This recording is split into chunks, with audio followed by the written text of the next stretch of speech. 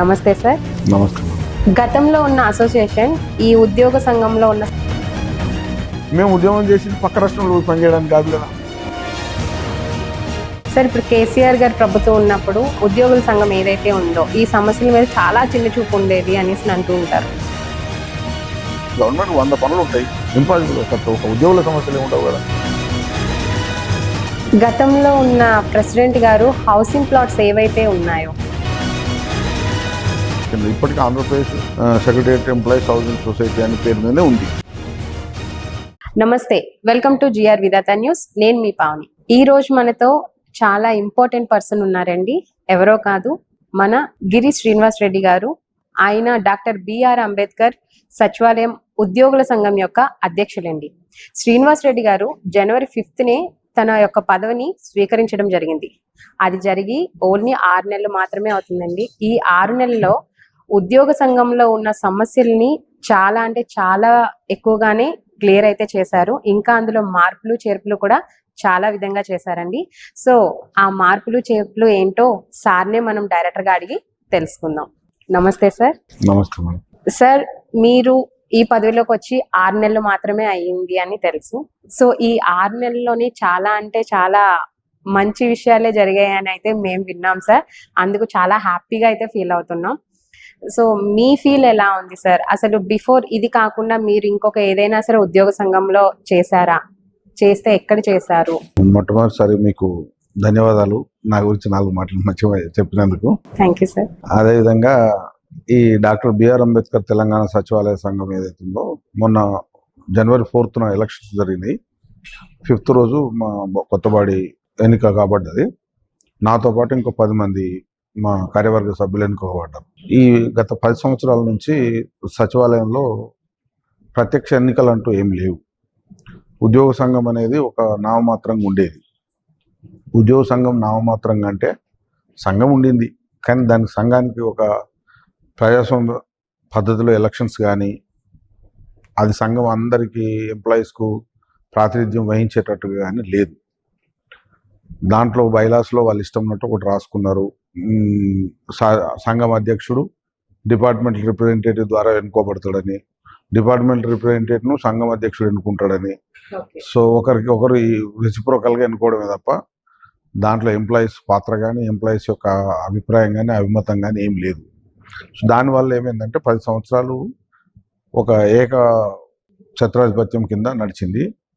అట్లా కాకుండా ఎలక్షన్స్ జరగాలి, ప్రజాస్వామ్యబద్ధంగా ప్రభుత్వాలు ఎట్లయితే ఏర్పడతాయో సంఘం కూడా ఆ విధంగా ఏర్పడాలి.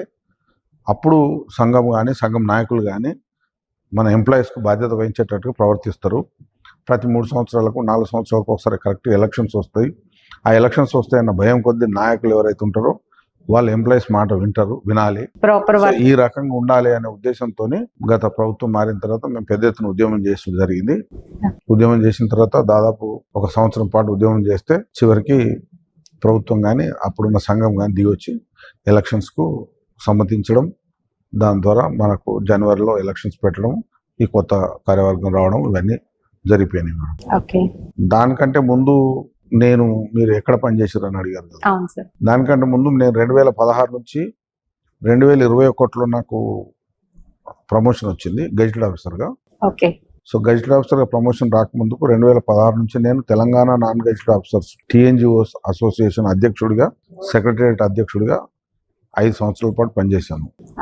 దాని తర్వాత నేను గెజిటెడ్ ఆఫీసర్గా మారిన తర్వాత ఎన్జిఓ నుంచి బయటకు రావడం జరిగింది.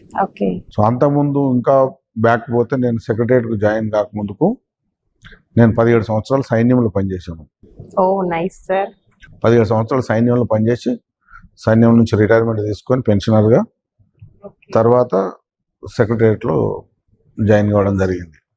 సో ఇది నాకు బ్యాక్గ్రౌండ్ స్టోరీ. దీని తర్వాత ఇప్పుడు ఈ 6 నెలల నుంచి సంఘానికి అధ్యక్షుడు కొనసాగుతున్నాను. సార్, అసలు ఈ తెలంగాణ సచివాలయం ఉద్యోగుల సంఘం అంటూ అసలు ఎందుకు ఏర్పాటు చేశారు? ఎప్పుడు ఏర్పాటు అయింది? అసలు రీజన్ ఏంటి? సచివాలయం సంఘం అనేది మనకు ఉమ్మడి గవర్నమెంట్ లో కూడా ఉంది. ఉమ్మడి గవర్నమెంట్ లో కూడా అప్సా అనేవాళ్ళం. అప్పుడు అప్సా అంటే ఏపీఎస్సి, ఆంధ్రప్రదేశ్ సెక్రటేరియట్ అసోసియేషన్, అది ఉంది. మనకు 2014లో స్టేట్ బైఫర్కేషన్ అయిన తర్వాత దాన్ని టీఎస్ఏగా మార్చారు, తెలంగాణ సెక్రటరియట్ అసోసియేషన్ మార్చారు. అయితే అప్సాకు నేను ఇందాక చెప్పినట్టు ప్రతి 3 సంవత్సరాలకు ఒకసారి అప్సాకు కంటిన్యూగా ఎలక్షన్స్ జరిగేవి. మొత్తం ఎంప్లాయీస్ ఎవరైతే ఉన్నారో క్లాస్ 4 ఎంప్లాయీస్ తప్ప మిగతా class 3 and above additional secretary వరకు అందరు ఎంప్లాయీస్ దీంట్లో సభ్యులుగా ఉంటారు. అందరు కలిసి ప్రజాస్వామ్యబద్ధంగా ఎలక్షన్ జరిగేవి ప్రతి 3 సంవత్సరాలకు ఒకసారి. చివరిగా 2012లో ఎలక్షన్ జరిగింది ఉమ్మడి గవర్నమెంట్లో. దాని తర్వాత మనకు తెలంగాణ గవర్నమెంట్ వచ్చిన తర్వాత ఇక నేను ఇందాక చెప్పినట్టు సంఘం అనేది ఆ విధంగా నడిచింది కాబట్టి ఎలక్షన్స్ జరగకుండానే సంఘం నడిచింది. మళ్ళీ మనం ఆ కొట్లాడి తర్వాత 10 సంవత్సరాల తర్వాత మొన్నటి జనవరిలో ఈ ఎలక్షన్స్ జరిగినాయి అనమాట. మీరు స్టార్ట్ అయినప్పుడు మేము స్టార్ట్ అయినప్పుడు అది.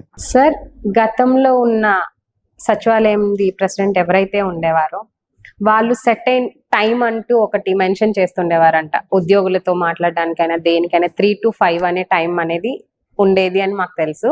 సో మీది అదే టైమింగా, లేకపోతే మీరు ఏమైనా దాంట్లో మార్పులు చేర్పులు అనేది తీసుకొచ్చారా? ఒకటి దీంట్లో ఏముంటుందంటే, ఇప్పుడు సచివాలయ సంఘానికి మేము ప్రాతినిధ్యం వహిస్తున్నాం. సచివాలయ సంఘం అధ్యక్షుడికి ఓడి ఫెసిలిటీ ఉంటుంది, ఆన్ డ్యూటీ ఫెసిలిటీ ఉంటుంది. ఈ ఆన్ డ్యూటీ ఫెసిలిటీస్లో ఏముంటుంది అంటే, అతను తన సొంత ఏవైతే రెగ్యులర్ విధులు ఉంటాయో ఆ రెగ్యులర్ విధులకు కాకుండా మొత్తం సంఘానికే అతను మొత్తం నిమగ్నమై ఉండాలి. సచివాలయ ఉద్యోగులందరికీ ఎల్లప్పుడూ అందుబాటులో ఉండాలి. ఇది వాస్తవానికి సంఘం అధ్యక్షునికి కానీ మిగతా కార్యవర్గ సభ్యులు కానీ, మిగతా కార్యవర్గ సభ్యులు వాళ్ళ డ్యూటీలు చేసుకుంటూ వాళ్ళకు అవసరం ఉన్న మేరకు సంఘంతో పనిచేస్తారు అనమాట. కానీ అధ్యక్షుడు కానీ కార్యదర్శి కానీ చాలా వరకు ఎక్కువ మొత్తంలో అవైలబుల్ ఉండాలి. కానీ దురదృష్టవశాత్తు పాత సంఘం నాయకుడు అట్లా లేకుండే. ఆయన ఆ రెవెన్యూ డిపార్ట్మెంట్లో ఇంపార్టెంట్ పోర్ట్ఫోలియోస్ అన్ని ఆయనే చూసేవారు. ఇంపార్టెంట్ పోర్ట్ఫోలియోస్ అన్ని చూసినప్పుడు నేచురల్గా అంత టైం దొరకదు. సో టైం దొరకకపోవడం వల్ల ఎంప్లాయీస్కు టైం ఇచ్చేవారు కాదు. దానికి తోడుగా వాళ్ళ సొంత ఆలోచనలు, సొంత మనుషుల ప్రవర్తన తీరు, వాటిల్లో కూడా కొంత తేడా ఉండేది. సో దాంతో ఈ విజిటింగ్ టైమింగ్స్ అని ఇవన్నీ, లేకపోతే కలవడానికి అపాయింట్మెంట్లు అని పెద్ద దానికి అదొక హిస్టరీ అనుకోండి. పిఏ ఉండడం తప్పు కాదు, కానీ పిఏ ఉండడం తప్పు కాదు. సంఘం అధ్యక్షుడు అందున ఆయన తొందర ప్రమోషన్స్ తీసుకొని ఆయన అడిషనల్ సెక్రటరీ వరకు ఉన్నారు. నేను సెక్షన్ ఆఫీసర్నే. క్యాడర్ వైజ్ చూసుకుంటే ఆయన పెద్ద క్యాడర్లో ఉండేవారు. సో దానివల్ల ఆయనకు పిఏ ఉండొచ్చు. ఇవన్నీ కాదు సమస్యలు. మనకు అసలు ఎంప్లాయీస్ ద్వారా మనం ఎన్నుకోబడితే మనకు బాధ్యత ఉంటుంది. అట్లా జరగలేదు, అవసరం లేదు కదా. ఇప్పుడు ఫర్ ఎగ్జాంపుల్ నేను ఎలక్షన్స్ ద్వారా వచ్చి నాకు తర్వాత 3 సంవత్సరాలకు మళ్ళీ ఎలక్షన్స్ వస్తాయి. నేను మళ్ళీ నిలబడాలంటే నేను వాళ్ళ మనల్ని పొందుతేనే కదా నేను మళ్ళీ నిలబడేది. ఆయనకు ఆ అవసరం లేదు. వాళ్ళ మనల్ని పొందాల్సిన అవసరం లేదు. ఎలక్షన్ లేవు, మనల్ని పొందాల్సిన అవసరం లేదు. వాళ్ళు ఏం చేసేది ఉంది, ఏం చేసినా చెల్లుతుంది. సో అది జరిగింది. అందుకని అలాంటి టైం మీరు ఇప్పుడు అంటే ఇప్పుడు ఎట్లా జరుగుతుంది అనే దానికి మీరు ఒక చిన్న ఎగ్జాంపుల్. ఇప్పుడు మీరే చూసిర్రు, మీరు వచ్చి కూడా చాలాసేపు అయింది నాతో మాట్లాడదామని. కానీ అప్పని చూసిరు కదా ఏ రకంగా ఉన్నారు, ఏ రకంగా ఎంప్లాయీస్ అంతా మా చుట్టూ ఉన్నారు. నిజంగా సార్ షాక్ నేను అదే. ఎందుకంటే ఎప్పుడు కూడా ఒక ఎంప్లాయీ అనే వాళ్ళు ఒక పాజిటివ్ థింకింగ్ అనేది బాస్ మీద అనేది ఉండదు, క్యాడర్స్ మీద. కానీ మేము వచ్చిన తక్కువ టైంలోనే మీ గురించి చాలా చాలా మంచి మంచి విషయాలు అనేది తక్కువ టైంలోనే మేము చాలా వరకు తెలుసుకున్నాం. రియల్లీ ఆ విషయంలో అయితే మాత్రం చాలా హ్యాపీ ఫీల్ ఉంది నాకైతే. హార్ట్ఫుల్లీ పర్సనల్లీ కూడా నేను ఆ విషయం అయితే మీతో ఇప్పుడు కూడా నేను ఇందాక కూడా వాళ్ళు ఇప్పుడు మా సభ్యులు చాలా మంది ఒక 20-30-40 మంది వచ్చి ఒక ప్రాబ్లం గురించి సెక్రటరీ గారిని కలవడానికి వెళ్ళాము. సెక్రటరీ గారిని కలవడానికి వెళ్ళిన తర్వాత వాళ్ళు మళ్ళీ రిటర్న్ వచ్చి మళ్ళీ కొన్ని ప్రాబ్లమ్స్ గురించి యాక్చువల్గా వాళ్ళు నాతో పాటు రావాల్సిన వాళ్ళు, నేను ఒక 1/2 అవర్ కొంచెం ఆగండి, వాళ్ళు ఇంటర్వ్యూ గురించి చాలాసేపు వెయిట్ చేస్తున్నారంటే ఆగారు. బహుశా వాళ్ళు ఇక్కడే ఉంటారు, మళ్ళీ కంటిన్యూ అవుతుంది అది. సో నిరంతరంగా సంఘం అనేది ఒక యాక్టివిటీతోని ఎప్పటికీ అందుబాటులో ఉండేటట్టు ఉండాలి. ఉంటేనే లైవ్లో ఉంటుంది. ఒక ఎంప్లాయీకి అనేటువంటి భరోసా ఉంటుంది. ఏదైనా ప్రాబ్లం వస్తే మాకు ఓకే సంఘం ఉన్నది అన్న భరోసాతో అట్లా మనం నడపాలనేది మా ఉద్దేశం. గతంలో ఉన్న అసోసియేషన్ ఈ ఉద్యోగ సంఘంలో ఉన్న సమస్యల్ని ఏ విధంగా పరిష్కరిస్తుండే? నేను ఇంతకుముందే చెప్పాను, ఉద్యోగంలో ఉన్న సమస్యలు అంటే ఉద్యోగులు అందరు ఉద్యోగులు కాదు. ఎందుకు అందరు ఉద్యోగులు కాదంటే వాళ్ళందరితో ఓట్లు వేయించుకొని గెలవాల్సిన అవసరం లేకుండా నడిచింది కాబట్టి వాళ్ళందరూ కాదు, కొద్దిమంది, అతి కొద్ది మంది వాళ్ళు ఆ ప్రివిలేజెస్ ఎంజాయ్ చేశారు. అతి కొద్ది మంది వాళ్ళు సంఘానికి దగ్గర ఉండి తద్వారా వాళ్ళ సొంత లాభాలకు ఎక్కువసేపు అది నడిచింది సంఘం. ఈ ఓవరాల్గా సంఘం కార్యకలాపాలు ఓవరాల్గా చాలా డే టు డే కార్యకలాపాలు ఉంటాయి. అవేం చేసేవాళ్ళు కాదు వాళ్ళు. ఓకే. లిమిటెడ్గా వాళ్ళకి అవసరం ఉన్నంత మేరకే ఆ సంఘం నడిచి ఉండేది అంతే. సో ప్రభుత్వం తరఫున వాళ్ళకి పోతే ఎక్కువ మద్దతు ఉండేది బహుశా దానివల్ల కావచ్చు. ఏపీలో ఉన్న తెలంగాణ ఉద్యోగుల్ని తెలంగాణకి ఎవరు తీసుకొచ్చారు సార్? దానికి ఎటువంటి కృషి చేయవలసి వచ్చింది? ఏపీలో ఉన్న తెలంగాణ ఉద్యోగుల విషయంలో క్యాడర్ వైజ్ చూసుకుంటే స్టేట్ క్యాడర్ ఉంటుంది, జోనల్ క్యాడర్ ఉంటుంది, మల్టీ జోనల్ క్యాడర్ ఉంటుంది. తెలంగాణ ఆంధ్ర విభజన జరిగినప్పుడు స్టేట్ క్యాడర్ ఎంప్లాయీస్ నే బైఫర్కేషన్ చేశారు. ఓకే. జిల్లా కానీ జోనల్ కానీ మల్టీ జోనల్ కానీ వాళ్ళని చేయలేదు. వాళ్ళు ఎందుకు చేయలేదంటే వాళ్ళు ఎక్కడ ఉన్న వాళ్ళు అక్కడే ఉన్నారు. దాంట్లో కూడా కొన్ని సమస్యలు ఉన్నాయి. ఎట్లా అంటే నాన్ లోకల్లో అక్కడ నుంచి ఇక్కడ వచ్చి జాయిన్ అయిన వాళ్ళు ఉన్నారు, ఇక్కడ నుంచి అక్కడ పోయి జాయిన్ అయిన జిల్లా జోనల్ క్యాడర్ చెప్తున్నా. స్టేట్ క్యాడర్లో కూడా అట్లా ఉన్నది. అయితే స్టేట్ క్యాడర్ వాళ్ళకు వాళ్ళ విభజన జరగాలనేది అప్పుడు రీఆర్గనైజేషన్ యాక్ట్లో ఉన్నది. దాని ప్రకారం కమల్నాథన్ కమిటీ వేశారు. కమల్నాథన్ కమిటీ ప్రకారము ఉద్యోగ విభజన జరిగింది. జరిగినప్పుడు ఏం జరిగిందంటే ఎక్కువ సమస్య ఏమొచ్చింది, ఆంధ్ర ప్రాంతం నుంచి పై క్యాడర్ ఆఫీసర్స్ ఎక్కువ మొత్తంలో తెలంగాణలో, ఎందుకంటే వాళ్ళు ఇక్కడే చదువుకున్నారు, కొంతమంది వాళ్ళ తల్లిదండ్రులు వచ్చి ఉన్నారు. సో కాబట్టి అప్పుడున్న నేటివిటీ ఒక మనకు రూల్ ప్రకారము 4th to 10th చదువుకుంటే మనకు సరిపోతుంది. కాబట్టి వాళ్ళు ఇక్కడే చదువుకున్న వాళ్ళు కాబట్టి వాళ్ళు ఇక్కడ నేటివ్ అయిపోయారు. సో ఆ రకంగా చేసుకున్నారు, వాళ్ళ పిల్లలు వచ్చి చదువుకున్నారు, అదొక కారణం. రెండవది మనకు విభజన జరిగినప్పుడు 58-42 రేషియోలో విభజన జరిగింది. 58-42 రేషియోలో విభజన జరిగినప్పుడు మన దగ్గర నేచురల్గా 42% మనకు రావాలి. ఆ 42%లో మన పోస్టులు ఫిలప్ అయ్యే పరిస్థితి ఉండదు.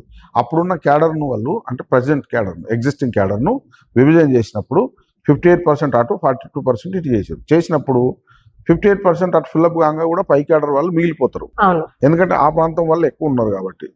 సచివాలయం ముఖ్యంగా సచివాలయం హెచ్ఓడిలో అప్పుడు ఏం చేశారు, అక్కడ ఉన్న చాలా మందిని కింద లోవర్ జూనియర్ ర్యాంక్స్, ఆ జూనియర్ ర్యాంక్స్ ను తెలంగాణకు అలౌట్ చేశారు. ఒకటి. ఇంకొకటి క్లాస్ 3 క్లాస్ 4 ఎంప్లాయీస్, పై క్యాడర్ కాకుండా క్లాస్ 3 క్లాస్ 4 ఎంప్లాయీస్ అనేది ఒకటి ఉంటుంది. ఈ క్లాస్ 3 క్లాస్ 4 ఎంప్లాయీస్ లో ఎక్కువ శాతం మంది తెలంగాణ వాళ్ళు ఉంటారు.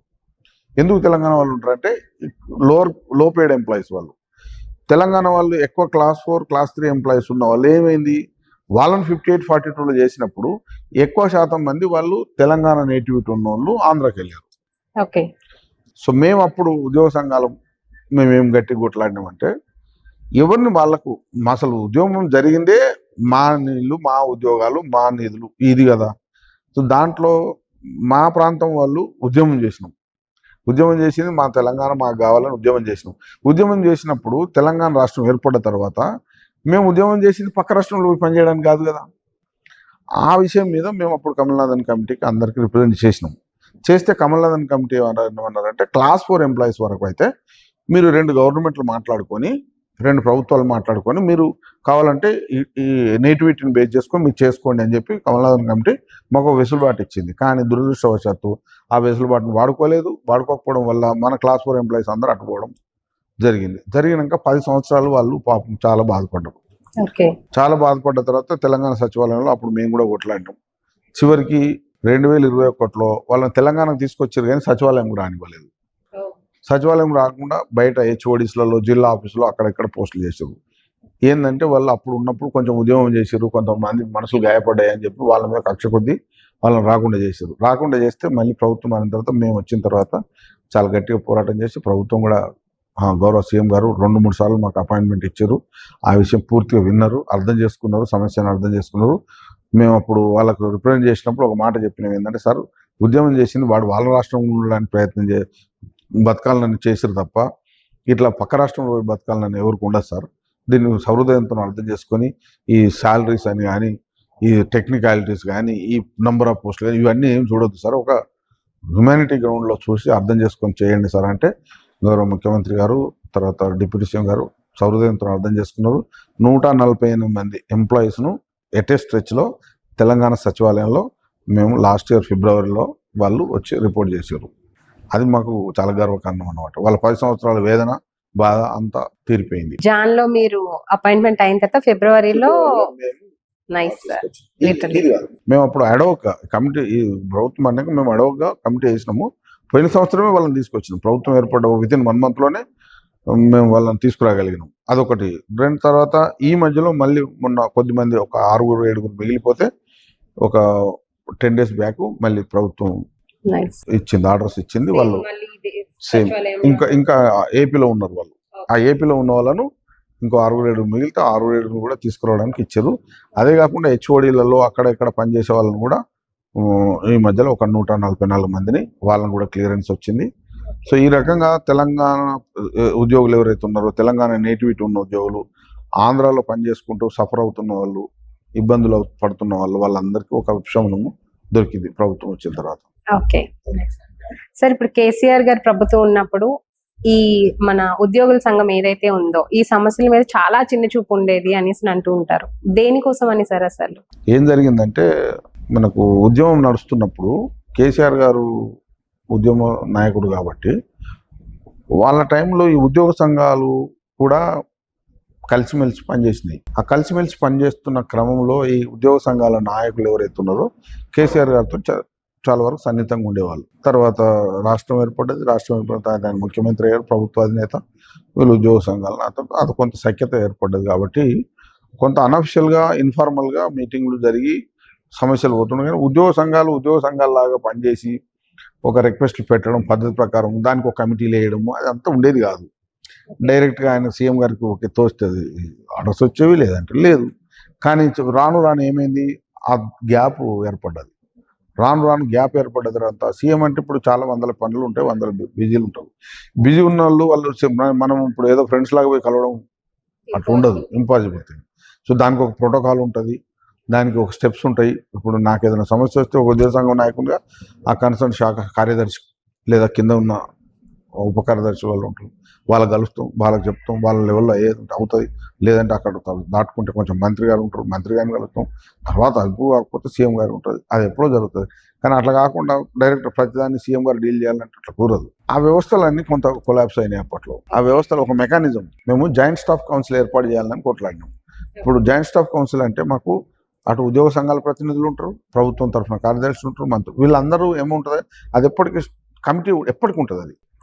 సో ఏ చిన్న పెద్ద సమస్యలు వచ్చినా అవి రెగ్యులర్గా మీటింగ్ జరుగుతుంటాయి. మీటింగ్ జరిగి ప్రభుత్వానికి ఉద్యోగులకు మధ్యలో ఈ జాయింట్ స్టాఫ్ కౌన్సిల్ అనేది ఒక క్వశ్చన్ లాగా ఉంటుంది, ఏ సమస్యలను వాళ్ళకు రిప్రజెంట్ చేయడానికి.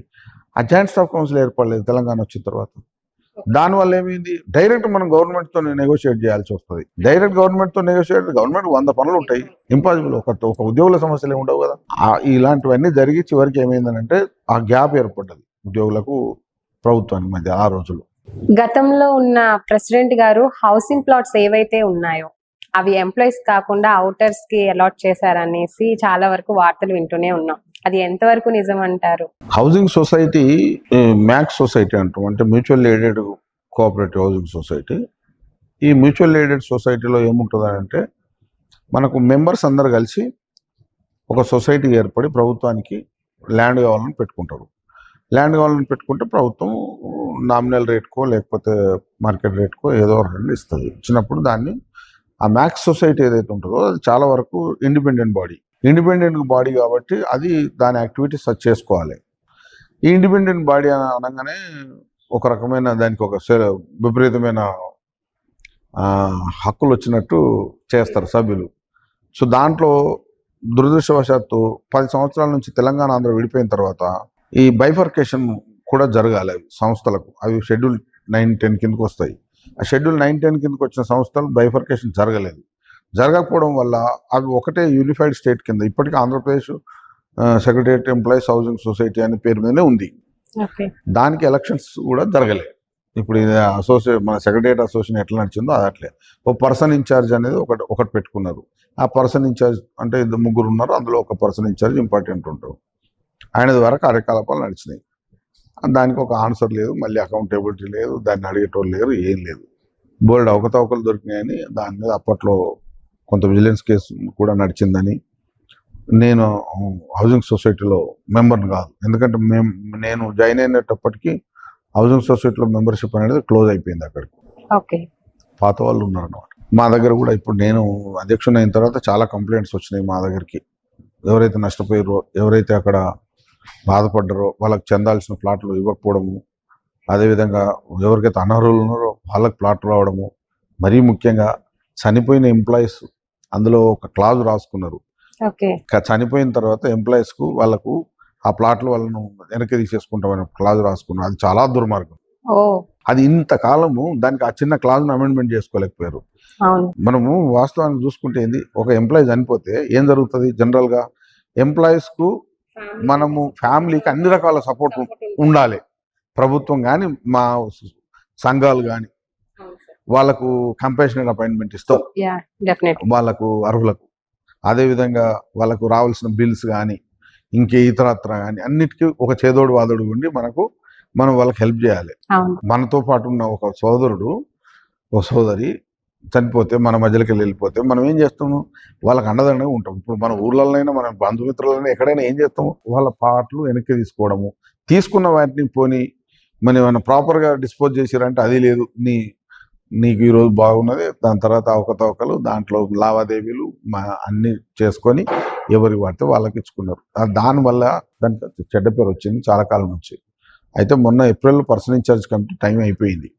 దానికి ఇప్పుడు కొత్త బాడీ వేయాలని ఒకటి మన రిజిస్టర్ కోఆపరేటివ్ సొసైటీ దగ్గర ఇష్యూ పెండింగ్ ఉంది. అది నడుస్తుంది. అది బహుశా దానికి కొంచెం టైం పడుతుంది. ఇప్పుడు ఆ హౌసింగ్ ప్లాట్స్ ఏదైతే ఉందో దానికి ఎలక్షన్స్ ఉన్నాయని వింటున్నాం సార్. అది ఎంతవరకు అందులో మీ పాత్ర ఏముంది సార్? అందులో దానికి కమిటీ టైం అయిపోయింది. కమిటీ టైం అయిపోయిన తర్వాత దానికి ఆ కమిటీని పునరుద్ధరించడం వేరే సభ్యులతోని లేదా ఎలక్షన్స్ పెట్టడం అనేది ఒకటి ఉంది. ఆ ఎలక్షన్స్ పెట్టడానికి కొన్ని సమస్యలు ఏమొస్తున్నాయంటే దాంట్లో బైఫర్కేషన్ జరగలేదు కాబట్టి ఇప్పటికీ ఆంధ్ర పేరు మీద ఉన్నది. దానికి ఎలక్షన్స్ పెట్టడానికి మరి లీగల్ ఇష్యూస్ అడ్డల్స్ వస్తాయా ఒకటి చూడాలి. రెండోది నేను ఒక సంఘం అధ్యక్షునిగా, ఇప్పుడున్న సంఘానికి అధ్యక్షునిగా నా ఉద్దేశం ఏమిటంటే, మా దాంట్లో 2022 తర్వాత అంటే గత 22-23 ఏళ్ళ నుంచి దానికి కొత్తగా మెంబర్షిప్ తీసుకోలేదు. అంటే ఈ లాస్ట్ 22-23 ఏళ్ళ నుంచి ఎవరైతే తెలంగాణ సెక్రటరియట్లో జాయిన్ అయ్యారో ఎంప్లాయీగా, వాళ్ళు ఎవరికి ఇప్పుడు వాళ్ళ దాంట్లో మెంబర్లు కాదు. వాళ్ళకి ఇప్పటికి ప్లాట్లు లేవు. So large number of employees are now not members. Okay. సో వాళ్ళందరూ మమ్మల్ని డిమాండ్ చేసేది ఏంటంటే, మాకు మెంబర్షిప్ ఇవ్వండి, మాకు మెంబర్షిప్ ఇచ్చిన తర్వాత మేము కూడా సంఖ్యలో ఉంటాం కాబట్టి మాకు అప్పుడు ఎలక్షన్స్ పెడితే మాకు న్యాయం జరుగుతుంది అనేది వాళ్ళ కొట్లాట. అదే విషయం నేను కూడా మన రిజిస్టర్ కోఆపరేటివ్ సొసైటీ గారి దృష్టికి తీసుకెళ్తున్నాను. ఇప్పుడు 29 నాడు, వచ్చే 29 నాడు దానికి జనరల్ బాడీ మీటింగ్ ఉంది. ఆ జనరల్ బాడీ మీటింగ్లో ఇవన్నీ డిస్కషన్కి వస్తాయి. డిస్కషన్కి వచ్చినాక let us see the outcome. ఇందాక ఏదైతే మనం డిస్కస్ చేసుకున్నాం కదా సార్, లాస్ట్ టైం అందులో ఒక వర్డ్ అయితే మెన్షన్ చేశారు, చనిపోయిన తర్వాత ఆ ప్లాట్స్ రీబ్యాక్ చేయాలి అని మెన్షన్ చేసుకున్నారని. ఇది ఏదైతే కొత్త ఎలక్షన్స్ వస్తాయో వచ్చిన తర్వాత దాన్ని రద్దు చేయడానికి ఉంటుందంటారా? తప్పకుండా చేయాలి. ఇది అన్యాయం. ఒకటి మనము వాళ్ళకు ఇందాక నేను చెప్పిన వాళ్ళకి అండగా ఉండాలి. ఇంకా వాళ్ళకి ఏమన్నా ఆ ప్లాట్ తీసుకోవడం కానీ, ఉద్యోగం తీసుకోవడం విషయంలో కానీ, వాళ్ళకి రావాల్సిన రిటైర్మెంట్ బెనిఫిట్ల విషయంలో కానీ మనం అండగుండి వాళ్ళకి ఇప్పించాల్సింది పోయి వాళ్ళ ఉన్న హక్కులను తీసేసుకుంటా అంటే ఎట్లా? అది తప్పు. దాన్ని క్లాజ్ అమెండ్మెంట్ చేసుకోవాలి. ఎవరు చనిపోయినా కానీ వాళ్ళ ప్లాట్ వాళ్ళ తదనంతరం వాళ్ళ భార్యకు కానీ వాళ్ళ పిల్లలకు కానీ చెందేటట్టు తప్పకుండా ఆ రకమైన అమెండ్మెంట్ చేసి తీరుతాం. సార్, అది ఓన్లీ ఎంప్లాయీస్ ఎవరైతే ఉన్నారు ఈ సంఘంలో ఎవరైతే ఉన్నారో వాళ్ళకి మాత్రమే చెందుతాయి. కానీ అలాంటిది అవుటర్స్ కి ఏ విధంగా వాళ్ళు అలాట్ చేస్తుండేవారు అసలు? అదే కదా మేము అనేది కూడా. అది దానివల్ల ఏంటంటే బాధ్యత రహితంగా పనిచేశారు. బాధ్యత రహితంగా ఒకటే కాదు, దాంట్లో అవకతవకలు కూడా చేశారని మా దృష్టికి వచ్చింది. మేము దాని మీద చర్య తీసుకోవాలని కూడా ప్రభుత్వాన్ని రిక్వెస్ట్ చేస్తాము. చేసిన తర్వాత అందుకే ఇప్పుడు దానికంటూ ఒక బాడీ మళ్ళీ ఒకటి ఏదో ఒక అడోక్ బాడీయో లేకపోతే ఎలక్టెడ్ బాడీయో ఏదో ఒకటి వస్తుంది. వచ్చిన తర్వాత వాళ్ళ ద్వారా మేము తప్పకుండా ఫర్దర్ యాక్షన్ తీసుకోవడానికి కోరుతాం గవర్నమెంట్. ఓకే సార్, మీరు రెగ్యులర్ గా అసోసియేట్ మీట్ అలానే ఈసీ మీట్ అనేది చేస్తున్నారా? తప్పకుండా. బిఫోర్ అయితే అవి ఏమి ఉండేవి కాదు అని తెలిసింది. సో మీకు చెప్పాను ఎందుకు ఉండేది కాదంటే అవసరం లేదంటే ఇప్పుడు నేను ఎంప్లాయీస్కి ఆన్సరబుల్గా ఉంటే చేయాలి. అవసరం లేదు, వాళ్ళ మద్దతు నాకేం పని లేదు. సో కాబట్టి ఏ ప్రొసీజర్స్ ఫాలో అవ్వాల్సిన అవసరం లేదు. ఇప్పటికి అది పెద్ద తేడా అన్నమాట. దానికి వేరియేషన్స్ ఏమైనా ఉందా సార్? డ్యూరేషన్ ఇన్ని మంత్స్ కి లేదంటే వీక్లీ మంత్లీ అన్నట్టు? ఎవ్రీ మంత్ ఈసీ మీటింగ్ పెడతాము. అంటే సర్టెన్ ఇష్యూస్ వచ్చినప్పుడు మధ్యలో కూడా పెడతాము. ఏదైనా ఇంపార్టెంట్ ఇష్యూస్ వచ్చినప్పుడు అట్లే మనకు ఇయర్లీ ఒకసారి జనరల్ బాడీ మీటింగ్ పెట్టాలి. మేము వచ్చిన ఒక వితిన్ 15-20 డేస్లోనే జనరల్ బాడీ మీటింగ్ పెట్టి అన్ని విషయాలు మేమైతే ఎన్నికల్లో వాగ్దానం చేసినామో అన్ని విషయాల మీద చర్చలు చేసి వాటి మీద రిజల్యూషన్స్ చేసి ప్రభుత్వానికి విన్నవించినాము. చాలా వరకు ఉన్నాయి. కొన్ని ఫైనాన్షియల్ ఆస్పెక్ట్స్ ఉన్నాయి, కొన్ని నాన్ ఫైనాన్షియల్ ఆస్పెక్ట్స్ ఉన్నాయి. ఫైనాన్షియల్ ఆస్పెక్ట్స్ ఉన్నవి కొన్ని ఇంకా పెండింగ్లో ఉన్నాయి, ఎందుకంటే ప్రభుత్వం అవి చేయాల్సి ఉంటాయి.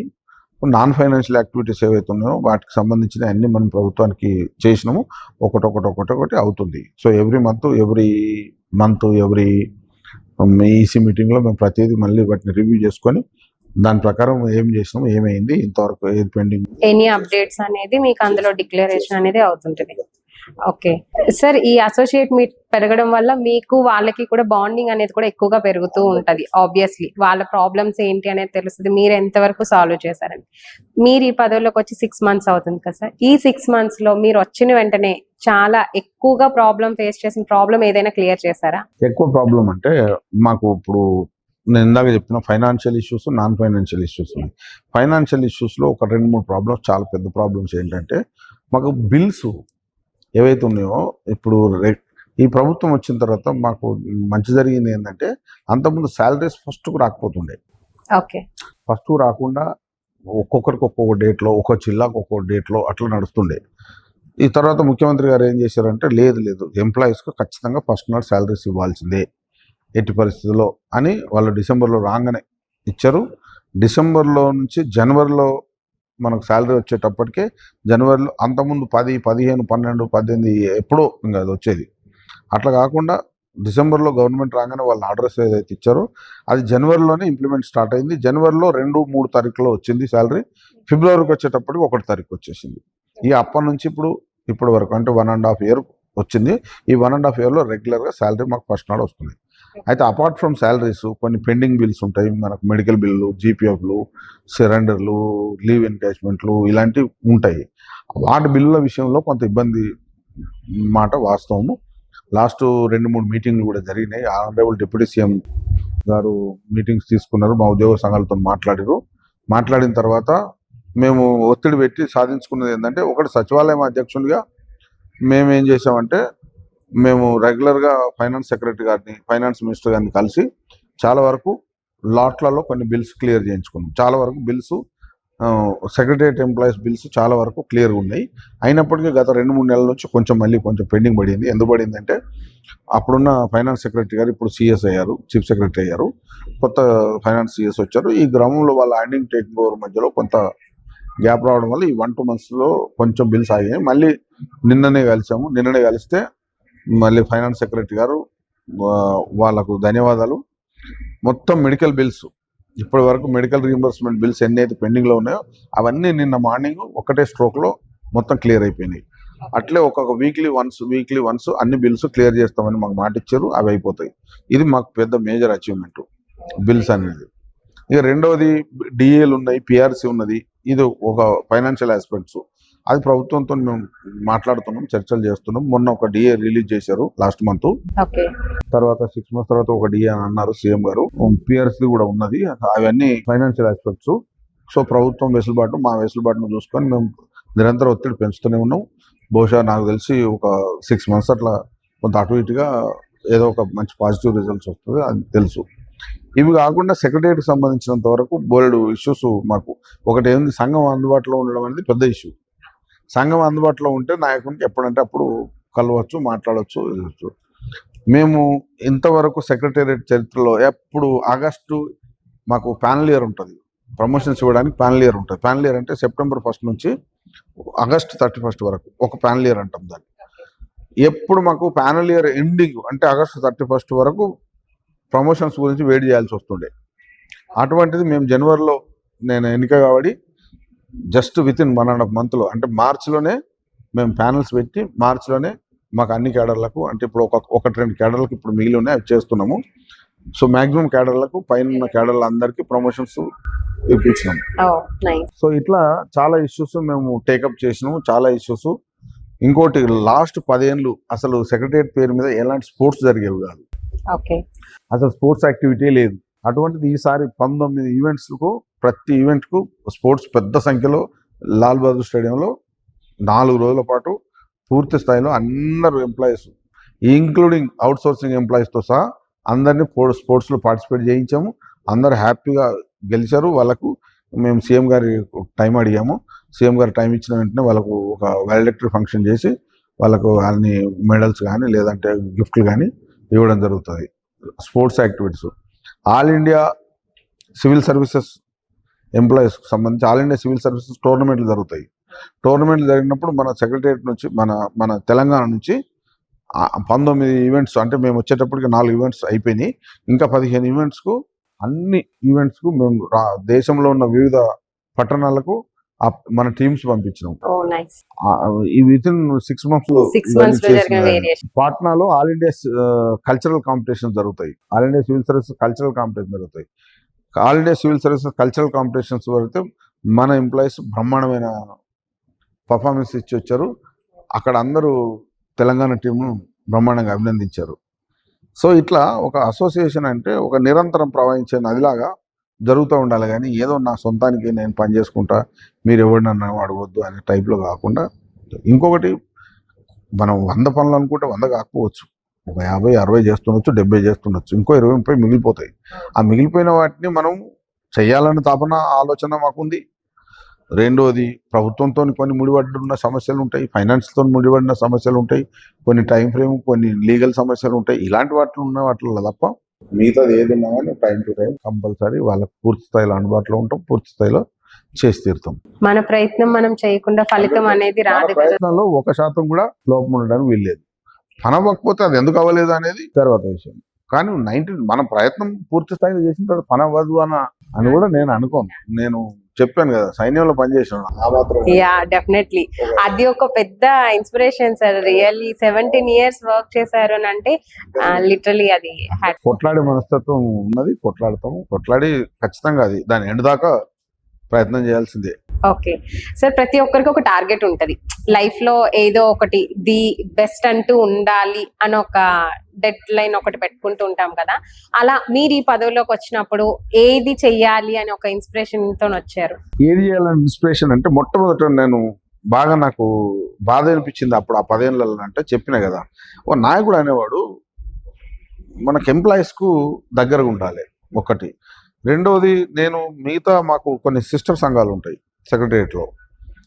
మాకు క్లాస్ 4 ఎంప్లాయీస్ ఈ సంఘంలో పార్ట్ 2 ఉండరు. వాళ్ళు క్లాస్ 4 అంటే మా అటెండర్లు, దఫేదారులు, స్వీపర్లు, వీళ్ళందరూ మాకు ఈ మెయిన్ సంఘంలో ఉండరు. వాళ్ళకు ఒక సెపరేట్ సంఘం ఉండేది, ఏది మనకు పాత గవర్నమెంట్లో. వాళ్ళకు ఆ రోజు చెప్పిన నేను సంఘం వచ్చినప్పుడు, ఈ సిస్టర్ సంఘాలు ఏవైతున్నాయో వాటికి కూడా ప్రాపర్గా ఎలక్షన్స్ జరగాలి. ఓకే, ప్రాపర్గా ఎలక్షన్ జరిగి వాళ్ళ సభ్యులు ఎవరైతే ఉంటారో వాళ్ళు ఓటు ద్వారా ఎన్నుకోవాలి. అంతేగాని నేను సంఘం నాయకుడు కాబట్టి నేను వీళ్ళు నాయకులు అంటే అట్లా తప్పది. దానికి ఈ 6 monthsలోనే మాకు కోఆపరేటివ్ క్రెడిట్ సొసైటీ ఉంది. ఆ క్రెడిట్ సొసైటీని అంతా సర్వనాశనం చేసి పెట్టారు, అన్ని వ్యవస్థలు ధ్వంసం. అందులో కోఆపరేటివ్ క్రెడిట్ సొసైటీ ఉంటుంది. మాకు క్రెడిట్, మా ఎంప్లాయీస్కి అప్పటికప్పుడు ఏదైనా క్రెడిట్ ద్వారా డబ్బులు తీసుకోవాలనుకుంటే అదొక మా క్రెడిట్ బ్యాంక్ ఉంది. దానికి ప్రాపర్గా ఎలక్షన్స్ పెట్టినాం. ప్రాపర్గా ఎలక్షన్స్ పెట్టి 11 మంది డైరెక్టర్స్ను ఎన్నుకోబడ్డాం లాస్ట్ మంత్. అదొకటి దిగ్విజయం కంప్లీట్ చేసినాం. మొన్న ఈ మొన్నటి సాటర్డే రోజు నాడు మా క్లాస్ 4 ఎంప్లాయీస్ అందరికీ, అంటే మాకు సెక్రటరియట్ క్లాస్ 4 సెక్రటరియట్ అసోసియేషన్ అంటే సెక్రటేరియట్ ఉంటుంది, అసెంబ్లీ ఉంటుంది, రాజ్భవన్ ఉంటుంది, వీళ్ళందరూ సభ్యులే. అంటే క్లాస్ 4 అసోసియేషన్ కూడా సెక్రటేరియట్, అసెంబ్లీ, క్రెడిట్ సొసైటీ అంటే మా 3 యూనిట్లు కలిపి ఒకటే సెక్రటేరియట్ అసోసియేషన్. సో 3 యూనిట్లకు కలిపి మనకు సెక్రటేరియట్ క్లాస్ 4 ఎంప్లాయీస్ అసోసియేషన్ కూడా ఎలక్షన్స్ పెట్టినాం మొన్న సాటర్డే రోజు నాడు. అది కూడా రిజల్ట్స్ వచ్చినాయి. వాళ్ళు నిన్ననే వచ్చి అలా ఎలక్టెడ్ బాడీ వచ్చి కలిసిపోయారు.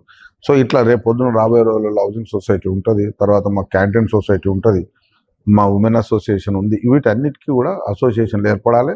వాళ్ళ సమస్యలను వాళ్ళు తీర్చుకోవాలి. ఎక్కడికక్కడ నాయకత్వం డెవలప్ కావాలి. ఇది నా కోరిక. అంతకుముందు ఎట్లా ఉండేదంటే, లేదు వీళ్ళందరూ సంఘాలు ఏర్పడితే అందరు లీడర్లు అయిపోతే నాకు వాల్యూ ఉండదని చెప్పి ఆ రోజు అది ఆలోచన. దానివల్ల ఏ సంఘాన్ని నిలబడియలేదు, ఎవరిని నాయకుని ఎదగనివ్వలేదు, ఎవరిని ఎక్కడ కూడా పోయి వాళ్ళు మాట్లాడొద్దు, చెట్ల కింద కూడా పోయి ఎవరు ఏ విషయంలో సొంత అభిప్రాయాలు చెప్పొద్దు అనే ఒక నిర్బంధమైన వాతావరణం తెలంగాణ సెక్రటరియట్లో ఉండింది. ఇప్పుడు నేను గర్వంగా చెప్తున్నా, గత 6 monthsలో ఇష్టానుసారం మాట్లాడుకోండి, విత్ ఇన్ ద రూల్స్లో. ప్రభుత్వానికి కానీ తర్వాత ఎంప్లాయీస్ కానీ ఇబ్బంది లేకుండా మీరు అందరూ తమ అభిప్రాయాలను స్వేచ్ఛగా వెల్లడించవచ్చు. వాట్సాప్ గ్రూపులు ఉన్నాయి, 10 వాట్సాప్ గ్రూపులు, ఎవరు ఇష్టం ఉంటే వాళ్ళ వాట్సాప్ గ్రూపులు. రోజంతా వాటి మీద చర్చలు జరుగుతూనే ఉంటున్నాయి. ఎంప్లాయీస్ ఇష్యూ మీద 10 మంది నన్ను రోజు తిట్టవచ్చు, ఏమి ఇబ్బంది లేదు. తిట్టడానికి కానీ విమర్శించడానికి పూర్తి స్వేచ్ఛ ఉన్నది. ఆ స్వేచ్ఛను కల్పించాలనేది నా మెయిన్ ఎయిమ్, నా అంబిషన్. అది జరిగింది. అందుకే నేను ఇప్పుడు ఎవరైనా విమర్శిస్తే ఓకే, దానిలో ఏమన్నా పాజిటివ్ ఉంటే తీసుకోవడమే, లేదు అంటే ఓకే దాన్ని పక్కన పెట్టడం. That is how I'm running. Super sir, literally 6 months లోనే ఇంత వేరియేషన్ వచ్చిందంటే రాబోయే 3 ఇంకా 2.5 years అయితే సార్ది ఉంది సర్వీస్. ఈ 2.5 years లో వాళ్ళు ఇంకా మంచి డెవలప్మెంట్స్ చేస్తారని అయితే ఐ ఫీల్ హోప్ బెటర్. చాలా చాలా హ్యాపీగా అయితే ఉంది. Literally sir thank you so much. ఇంకొకటి ఏదైతే ఈ హౌసింగ్ ప్లాట్స్ ఏవైతే ఉన్నాయో అది కూడా ఎలక్షన్స్ సక్సెస్ అయ్యి వాళ్ళందరికీ ఓన్ గా రావాలి, బయట వాళ్ళకి ఎవరికి కాకుండా. ఎవరైతే దానికి ఎలిజిబిలిటీ అయితే ఉన్నారో అది వెళ్ళాలి. నెక్స్ట్ ఏదైతే ఒక వర్డ్ అయితే ఉంది తీస్తాను అని అన్నారు, అది తీసేసిన రోజు త్వరగానే రావాలి అని కోరుకుంటున్నాం. Thank you so much sir. మిమ్మల్ని కలిసినందుకు అయితే లిటరలీ చాలా హ్యాపీగా ఉంది sir. Thank you so much. Thank you madam, thank you very much. మీ ఛానల్కు అదేవిధంగా మా సెక్రటరియట్ ఎంప్లాయీస్కి అందరికీ happy evening. Thank you very much. చూసారు కదండి, ఈ రోజు శ్రీనివాస్ రెడ్డి గారు మనకి తన విలువైన సమయాన్ని ఇచ్చి ఈ 6 months లోనే తన జర్నీని ఏ విధంగా జరిగింది, అలానే రాబోయే 2.5 years లో అతను ఏమేం చేయాలనుకుంటున్నారు, సార్ పెట్టుకున్న గోల్ కూడా చాలా అంటే చాలా బాగుంది. సో ఈ వీడియో కనుక మీకు నచ్చినట్లయితే లైక్ చేయండి, కామెంట్ చేయండి, అలానే సబ్స్క్రైబ్ చేయండి. Thank you so much.